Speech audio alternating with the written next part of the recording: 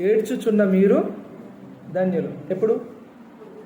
ఇప్పుడు ప్రస్తుతము మీకున్న ఇబ్బందిని బట్టో, ప్రస్తుతము మీకున్న శ్రమను బట్టో, ప్రస్తుతము మనకున్న అనారోగ్యాన్ని బట్టో, ప్రస్తుతము మనం ఎదుర్కొంటున్న ఆ కఠినమైన ఆ సిచ్యువేషన్ ఏదైతే ఉందో దానిని బట్టి ఇప్పుడు ఏడ్చుచున్న మీరు ధన్యులు. ఇప్పుడు ఏడ్చుచున్న మీరు ధన్యులు. యేసయ్య మాట్లాడుతున్న మాటలను మనము చాలాసార్లు ఊరికనే చదివి వెళ్ళిపోతుంటాము. ఆగి ఆలోచన చేయగలిగితే దేవుడు ఒక గొప్ప పాఠాన్ని, యేసయ్య చాలా గొప్ప పాఠాన్ని మనకు నేర్పుతూ ఉంటాడు. సాధారణంగా ప్రార్థన చేస్తాము, ప్రార్థనలో కన్నీరు కార్చాలని ఈ మాట తెలియజేస్తాము. ఇప్పుడు ఏడ్చుచున్న మీరు ధన్యులు. ఇప్పుడే ఏడు, ఇక ఏడ్చే రోజులు ఉండయి. నీ కన్నీటిని ఆయన నాట్యంగా మారుస్తాడు, నీ దుఃఖ దినములను ఆయన సమాప్తం చేస్తాడు. ఇప్పుడే ఏడవాలి, ఇప్పుడే ఏడుస్తాం మనం. ఇక ఏడుపు ఉండదు. ఈ లోకంలో మీరు బ్రతుకుతున్నప్పుడు దుఃఖం ఎదురవుతుంది, కష్టం ఎదురవుతుంది, శోకం ఎదురవుతుంది, శోధన ఎదురవుతుంది. ఇప్పుడు ఏడ్చుచున్న మీరు ధన్యులు. ఇప్పుడే ఏడుమని యేసయ్య చెప్తున్నాడు. తర్వాత ఏడవడానికి అవకాశాలు ఉండవు. ఎందుకంటే దేవుడు మన పరిస్థితులను మార్చేస్తాడు. ఆయన మన జీవితాన్ని మార్చేస్తాడు. మన కఠిన పరిస్థితులను, అనారోగ్య పరిస్థితులను అన్నిటిని ఆయన మార్చేస్తాడు. నిజంగా ఈ మాటను నమ్మిన వారి జీవితంలో దుఃఖం ఉండదు. హల్లెలూయా. ఏడుపు, కన్నీరు సంబంధించిన జీవితం కూడా మన జీవితంలో అట్లాంటి రోజులు కూడా ఎదురవుతాయి. దానిని మనము దేవుని సన్నిధిలో, దేవుని దగ్గర ఏడవాలి అనే విషయాన్ని యేసయ్య మనకు నేర్పుతా ఉన్నాడు.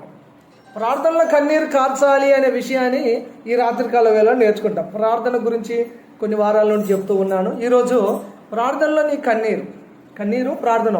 కొంతమంది ప్రార్థన అనగానే, ప్రార్థన కొరకు కన్నులు ముయ్యగానే వాళ్ళ కళ్ళన్నీ తడి అయిపోతాయి, వాళ్ళ కళ్ళల్లో నీళ్ళు వచ్చేస్తుంటుంది.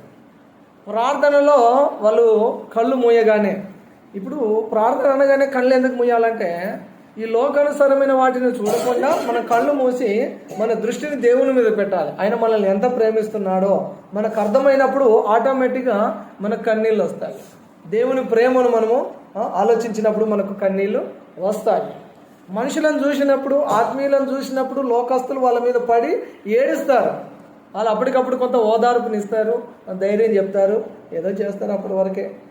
కానీ యేసయ్య నీ కన్నీటిని చూస్తే, లేదా నీ ప్రార్థనలో నీవు కన్నీరు కారిస్తే, నీ కన్నీటిని యేసు ప్రభు చూడగలిగితే, నీ కన్నీరు దేవుని దగ్గర కారిస్తేనే విలువ.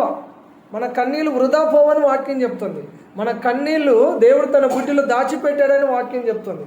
కాబట్టి తప్పకుండా మనము దేవుని సన్నిధిలో కన్నీరు కార్చాలి, దేవుని సన్నిధిలో ఏడవాలి అని వాక్యం చెప్తుంది. బైబిల్లో ఆ ఎరికో మార్గం గుండా రోడ్డు పక్కన ఇద్దరు గుడ్డివారు కూర్చున్నారు. వారు కూర్చొని యేసు ప్రభు ఆ దారెంబడి వెళ్తున్నాడు అన్న సంగతి గమనించి, వారు గుడ్డివారు యేసు ప్రభు దారెంబడి వెళ్తున్నాడని గమనించి వాళ్ళు పలికిన పదము, దావీదు కుమారుడా మమ్మల్ని కరుణించు, దావీదు కుమారుడా మమ్మల్ని కరుణించు, మమ్మల్ని దాటిపోకు.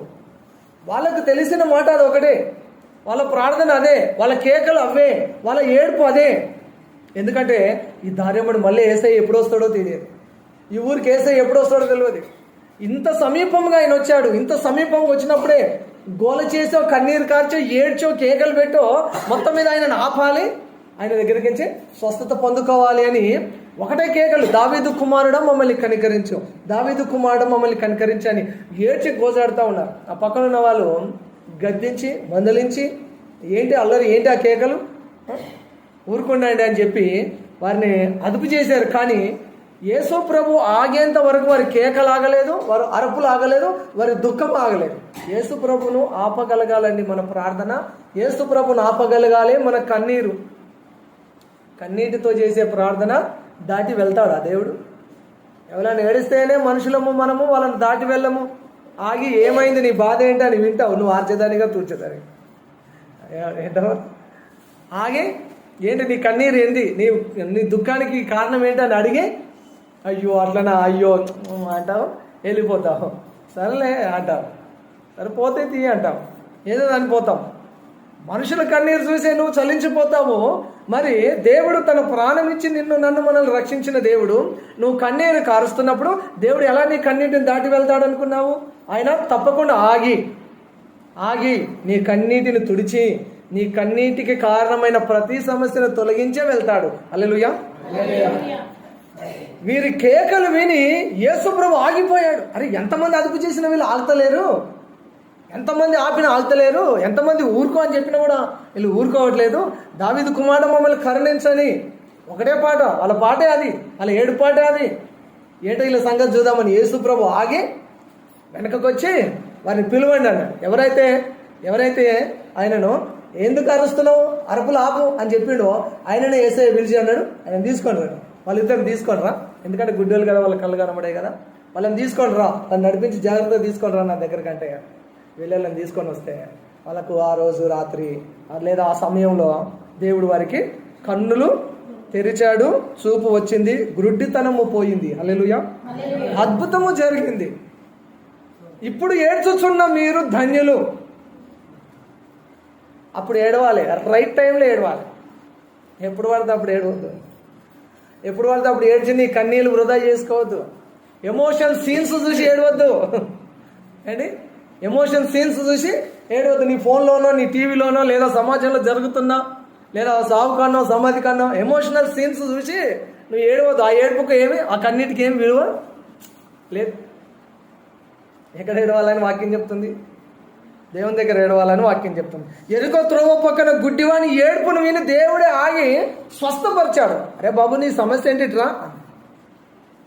కన్నీరు యేసయ్య వారిని దాటిపోకుండా ఆపగలిగింది. వారి దుఃఖము, వారి కేకలు, వారి అరుపులు, వారి రోదన, వారి ప్రార్థన, అటువంటి ప్రార్థన మనం చేయాలి అని దేవుడు కోరుకుంటున్నాడండి. అటువంటి ప్రార్థన చేయాలి. ఇంకా మనం వాక్యంలో చూస్తే ఏశావు ఏడుస్తూ ఉన్నాడు. ఎబ్రీ పత్రిక 12వ అధ్యాయము 8వ వచనం 17వ వచనం.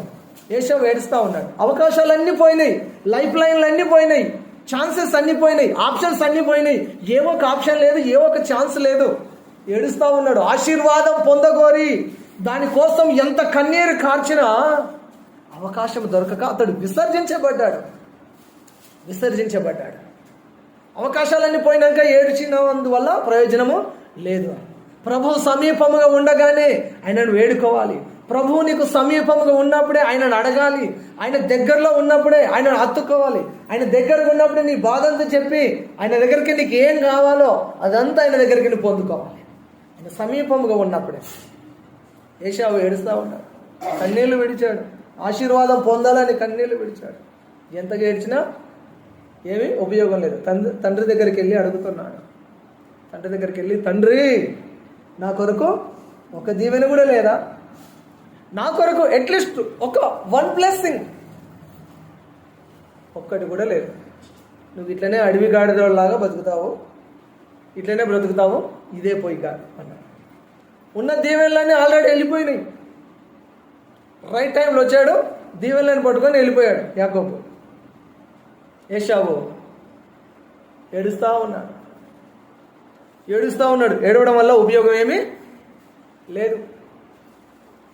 అవకాశం ఉన్నప్పుడు, వయసు ఉన్నప్పుడు, సమయం ఉన్నప్పుడు, జ్ఞానం ఉన్నప్పుడు, ఒంటిలో ఆరోగ్యం ఉన్నప్పుడు, కాళ్ళలో సత్తు ఉన్నప్పుడు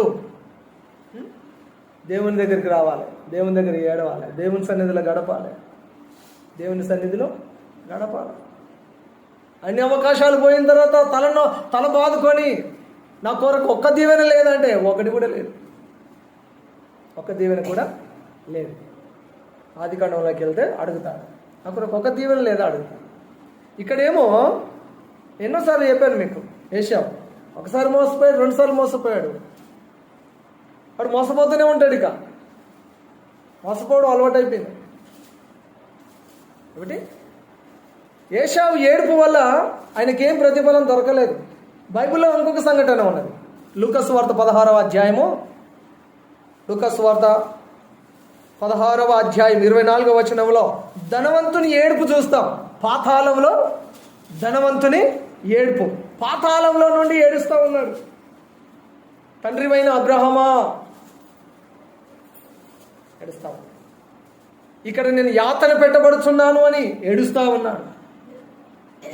నీ కుడి పక్కన ఉన్న ఆ కురుపులు కలిగిన లాజర్ను పంపియు, అతన్ని చిటికెన నీళ్ళలో ముంచి నా నాలుక మీద వేస్తే ఈ మంటలు చల్లారుతాయి. ఏడుస్తా ఉన్నాడు. అక్కడనే చూస్తే మనం ఇంకా 27వ వచనం 28వ వచనం చూస్తే మళ్ళా ఏడుస్తా ఉన్నాడు. దేని గురించి ఏడుస్తున్నాడు అంటే, అయ్యో తండ్రివైన అబ్రహామా, నా సహోదరులు నా అన్నదమ్ములంతా రక్షణ లేకుండా లోకంలో బతుకుతున్నారు, ఇడికెంచి ఒకరిని పంపి వాళ్ళు వెళ్ళి సువార్త చెప్తే వాళ్ళు రక్షించబడతారు. వాళ్ళు కూడా ఇక్కడికి వచ్చి ఈ ఏడుపు వాళ్ళు భరించలేరు అని ఏడుస్తూ ఉన్నారు. భూమి మీద ఉన్నప్పుడు రక్షించబడరు, భూమి మీద ఉన్నప్పుడు బ్రతికి ఉన్నప్పుడు సువార్తకు లోబడరు, దేవుని వాక్యానికి లోబడరు, చర్చికి రారు. చర్చికి రమ్మని ఎవరైనా చెప్తే వాళ్ళ మీద కోపము, పాస్టర్ గారు చెప్తే పాస్టర్ మీద కోపము, విశ్వాసులు చెప్తే వాళ్ళ మీద కోపము. చర్చికి రండి, చర్చికి మానొద్దు అంటే వెళ్ళిపోయి అక్కడ ఏడుస్తూ ఉన్నారు, పాతాళంలో ఏడుస్తూ ఉన్నారు.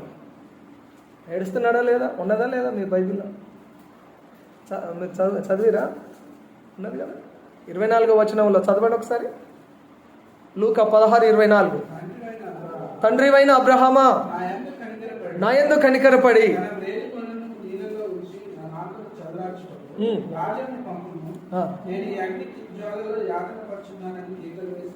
ఓకే 27వ వచనం.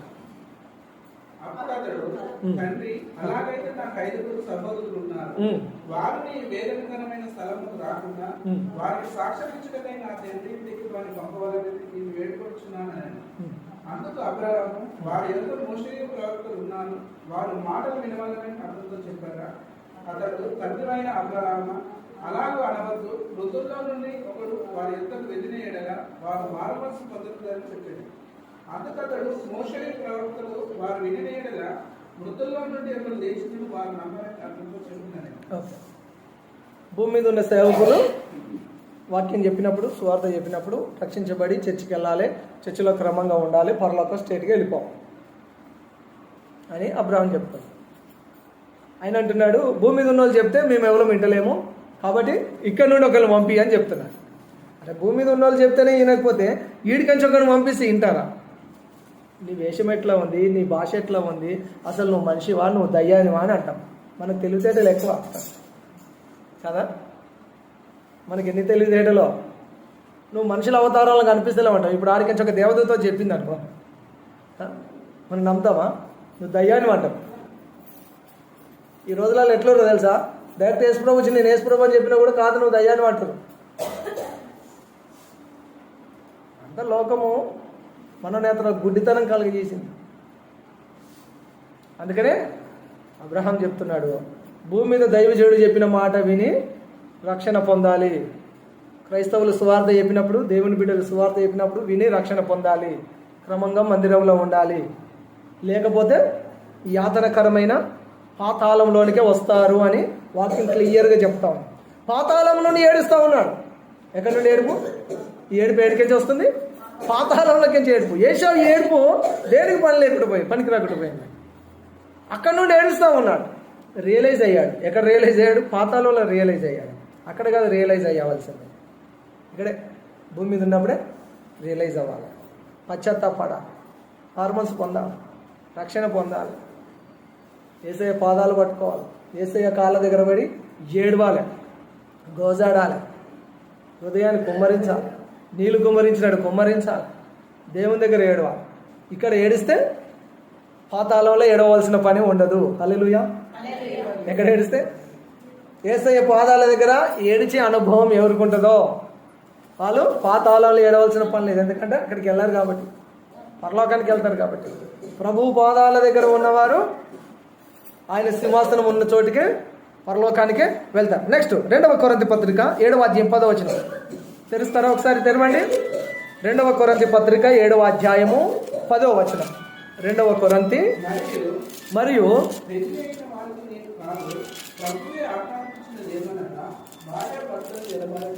ఒక్క నిమిషం శివ, అది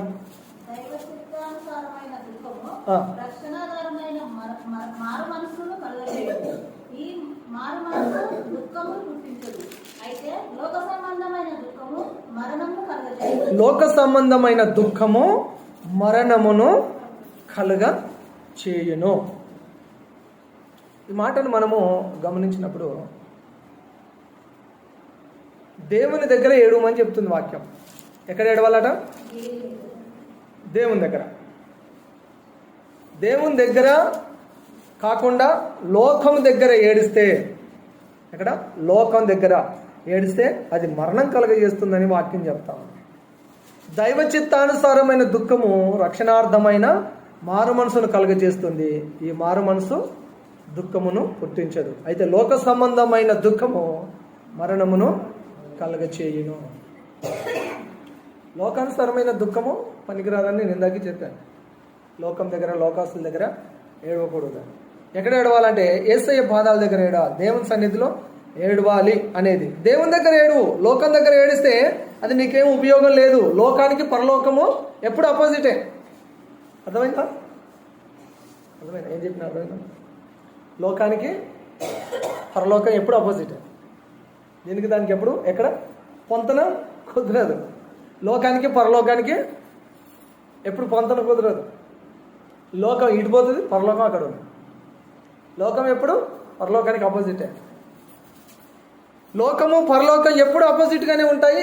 ఇది గుర్తుపెట్టుకోవాలి మనం. ఈ లోకము కొరకు, లోక ఆశల కొరకు, లోకంలో ఉన్న దాని కొరకు వెంపర్లాడి ప్రయాసపడి ఏమో చేస్తాను, ఏదో అవుతాను అని ఏది కాకుండా అయ్యి పరలోకానికి దూరం అయిపోతున్నారు.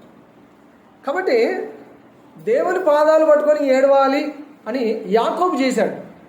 ఆది కాండము 32వ అధ్యాయం 24వ వచనంలో యాకోబు దేవుని పాదాలు పట్టుకొని రాత్రంతా ఏడ్చాడు. రాత్రంతా కన్నీరు విడిచి ఏడ్చి ప్రార్థన చేసి కనికరం పొందాడు. మోసగాడిగా ముద్ర ఉండే పోయింది, శాపగ్రస్తుడిగా ముద్ర ఉండే పోయింది, దొంగగా ముద్ర ఉండే పోయింది. యేసయ్య అతన్ని ఆశీర్వదించాడు. ఆయన బ్రతుకును మార్చేశాడు. యాకోబు నువ్వు ఇక నుంచి ఇశ్రాయేలే అన్నాడు. ఇశ్రాయేలు అంటే ఆశీర్వదించబడిన వాడు. యాకోబు అంటే మోసగాడు.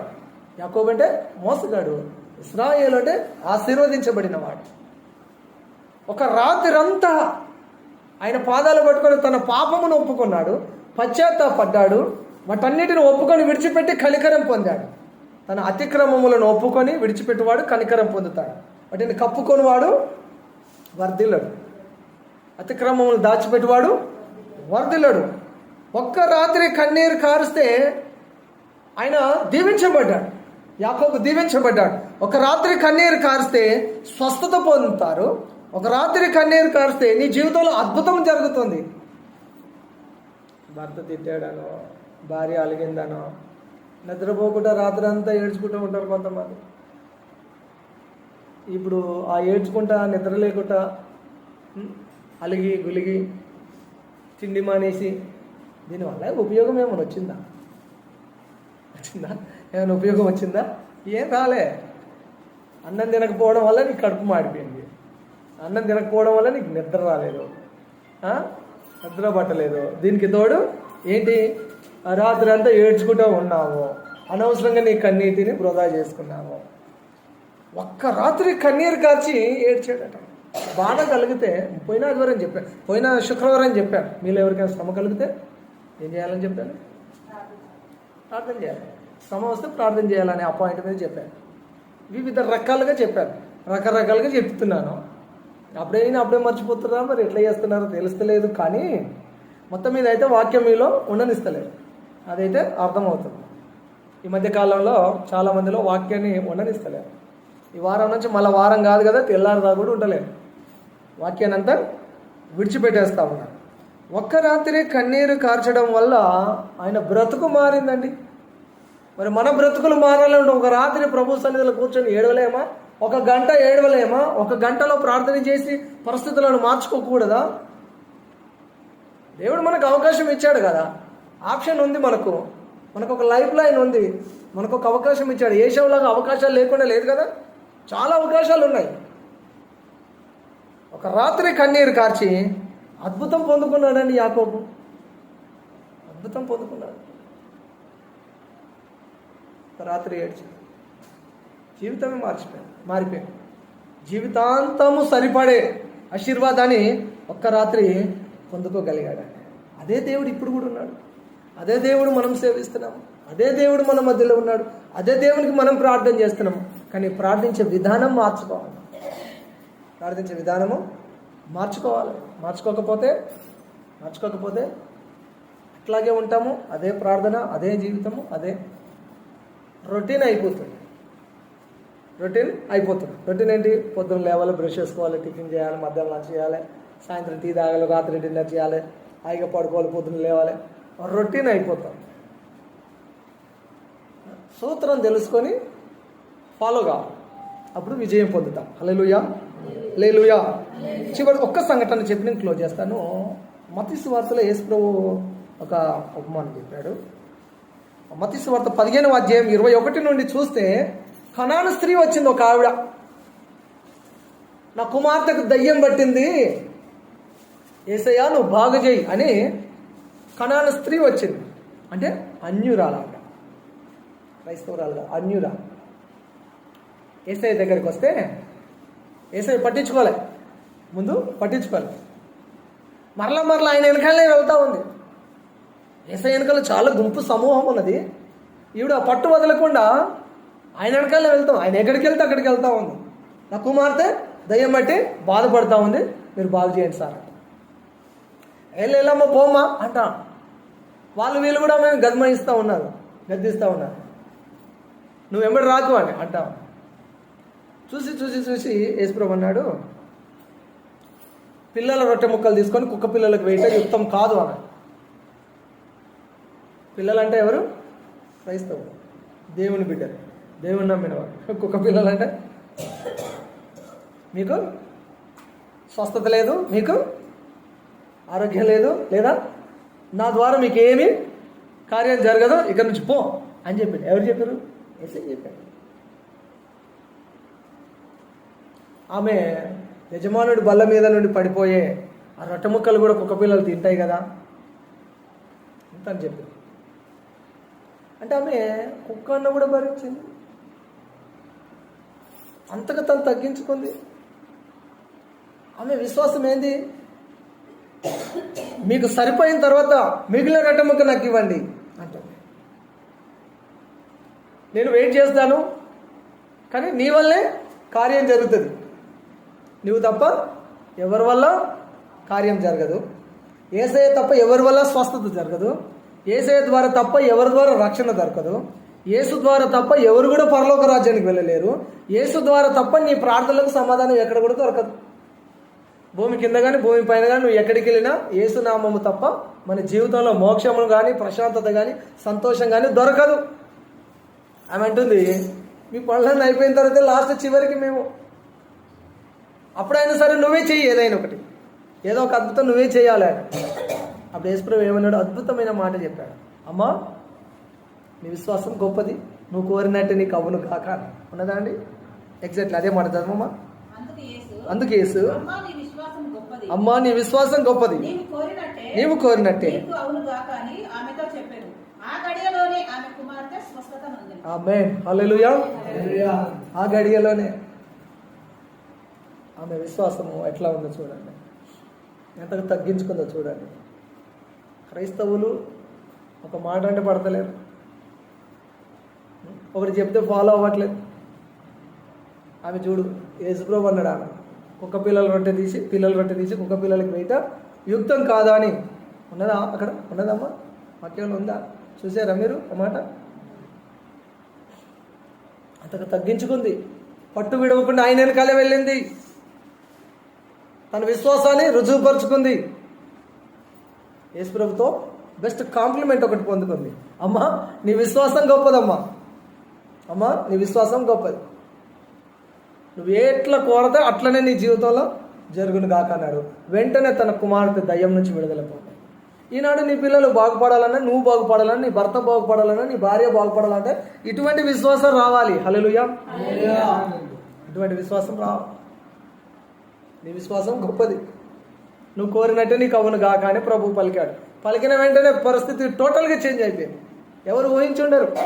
ఈరోజు కొంత, రేపు కొంత, రేపు కొంత, రేపు కొంత బాగా అవుతుంది అనుకున్నాను. యేసయ్య ఒక మాట పలికితే వెంటనే జరిగిపోవాలి కార్యాలు. అటువంటి కార్యం కొరకు ఎదురు చూడాలి. ఆమె ఎంత ఏడ్చుంటుంది, ఎంత దుఃఖించుంటుంది, ఎంత కన్నీళ్ళు దిగమింకొని ఉండి ఉంటుంది. తన పాపకు దయ్యం బట్టి పీడింపబడుతున్నప్పుడు ఎంత ఏడ్చుంటుంది. పరిష్కారం ఈయననే అని తెలిసినప్పుడు ఆయన దగ్గరికి పరిగెత్తుకుంటూ వెళ్ళి వెనకాల వెనకాల వెనకాల వెళ్ళి అందరు వద్దన్న గద్దించిన, ఏంటి ఏం అల్లరి చేస్తున్నావు అని చెప్పినా, నువ్వు రాకు అని చెప్పినా, యేసు ప్రభు కూడా అంత పెద్ద ఆయనే పిల్లల రొట్టె ముక్కలు తీసి ఒక్క పిల్లలకి ఏంటో చెప్తాం కదా అని అన్నాడు. నిజంగా ఎంత దుఃఖంతో ఉందో ఆవిడ, ఆమె ఏడుపు, ఆమె కేకలు. యేసయ్య సన్నిధిలోనే ఆయన దగ్గరనే ఏడ్చింది.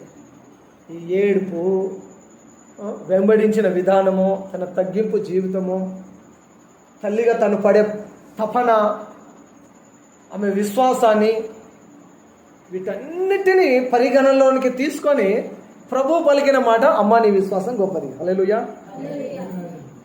మనకు ఇటువంటి కాంప్లిమెంట్ లేదా ఇటువంటి మాట యేసయ్య చేత మనకు రావాలి అంటే మరి ఆమె అన్ని చేసుకుంటూ వచ్చింది. ఆమె అన్నీ చేసుకుంటూ వచ్చింది. మనము ఎక్కడ ఆగిపోతున్నాము? ఈ వరుసలో మనం ఎక్కడ ఆగిపోతున్నాం? మన కార్యం కూడా అక్కడే ఆగిపోతుంది. మన జీవితంలో జరగవలసిన కార్యాలు కూడా అక్కడే ఆగిపోతాయి. కాబట్టి సహోదరి సహోదరులారా, తప్పక ఇప్పుడు ఏడ్చుచున్న మీరు ధన్యులు అని ప్రభువు చెప్పాడు. ఆమె ఏడుపును విని ఆమె కుమార్తెను స్వస్థపరిచాడు. ఆమె కుమార్తెను స్వస్థపరిచాడు. ఒక్క రాత్రి యేసయ్య కాళ్ళు పట్టుకొని ఇడిచిపెట్టలేడు, తెల్లారేదాకా ఇడిచిపెట్టలేడు. ఒక రాత్రి కన్నీరు గారిస్తే బ్రతుకు మారిపోయింది. మన జీవితాన్ని కూడా ఆయన మార్చడానికి సిద్ధంగా ఉన్నాడు. అవకాశం పోయిన తర్వాత తల బాదుకుంటే ఇక రాదు. ఏశావులాగా మనము పొరపాటు చేయకూడదు. మనం బ్రతికున్నప్పుడే, ఆరోగ్యంగా ఉన్నప్పుడే దేవుని కొరకు ఏం చేస్తావు చెయ్యి. నీకు చేతనైనప్పుడు ఏం చేస్తావు చెయ్యి. పాట పాడతావా? ప్రభు కొరకు పరిగెత్తుతావా? గంతులేస్తావా? నీ డబ్బును, నీ ధనాన్ని ఖర్చు పెడతావా? దేవుని కొరకు ఏం చేస్తావు చెయ్యి. ఇప్పుడే చెయ్యి. ధనవంతుడిలాగా పాతాళంకి వెళ్ళిపోయిన తర్వాత అక్కడ ఏడుపు కాదు. ఏం ఏడుస్తావు? ఇక్కడే ఏడ్చి ఇక్కడే సాధించు. ఇక్కడే సాధించు. ఇక్కడే ఏడు. ఇప్పుడే ఏడు. ఏడ్చుచున్న మీరు ధన్యులు. ఇప్పుడు ఏడ్చుచున్న మీరు ధన్యులు. నీ ఏడుపు ఏందో ఇప్పుడే ఏడు. దేవుని దగ్గర ఏడువు. భవిష్యత్తు బాగుండాలంటే ఇప్పుడు దేవుని సన్నిధిలో ఏడవాలి. ప్రార్థనలు ఏడవాలి. యేసయ్య పాదాల దగ్గర ఏడవాలి. దేవుని మందిరంకి వచ్చి ఏడవాలి. నిద్రపడతలేదా? సమస్యలతో సతమతం అయిపోతున్నావా? మోకాలు వేసి కళ్ళు మూసుకొని దేవుని దగ్గర ఏడు. తెల్లారి వరకు నీ జీవితంలో పరిష్కారం వస్తుంది. హల్లెలూయా. ఆ కన్నీటిని, ఆ దుఃఖాన్ని దాటి వెళ్ళడు అని చెప్పాను. ఆ ఇద్దరు గుడ్డివారు దాటి వెళ్ళాడు. ఎవరిని దాటి వెళ్ళలేదు. కన్నీటిని చూసైనా దాటి వెళ్ళే దేవుడు కాదు. ఎంత కనికరం కలిగిన దేవుడో, ఎంత కనికరం కలిగిన దేవుడో మనం నమ్మిన దేవుడు. కాబట్టి తప్పకుండా ప్రభువా దావీదు కుమారుడా కనికరించుమని కేకలు వేస్తుంది ఆవిడ. ఆ కేకలను విన్న ప్రభువు ఆమె జీవితంలో అద్భుతం చేసినట్టుగా మన జీవితంలో కూడా ఆయన తప్పక అద్భుతం చేయడానికి ఇష్టంగా ఉన్నాడు. ఆ గడియలోనే ఆమె కుమార్తె స్వస్థత పొందింది. వెంటనే మన జీవితంలో అద్భుత కార్యాలు జరగాలంటే దానికి ఒక గొప్ప పరిష్కారము, చేయవలసిన ఒక గొప్ప పని కన్నీటితో ప్రార్థన చేయడము. అటువంటి కన్నీరు కార్చే మనసును, కన్నీటి ప్రార్థనను, కళ్ళల్లో కన్నీరు వచ్చే ఆ స్థితిని, ఆయన ప్రేమను అర్థం చేసుకొని, ఆయన త్యాగాన్ని అర్థం చేసుకొని, ఆయన పాదాల దగ్గర కూర్చొని కన్నీరు విడిచే కృపను ప్రభువు మనకు దయచేయును గాక. ఆమేన్. ప్రార్థన చేసుకుందాం.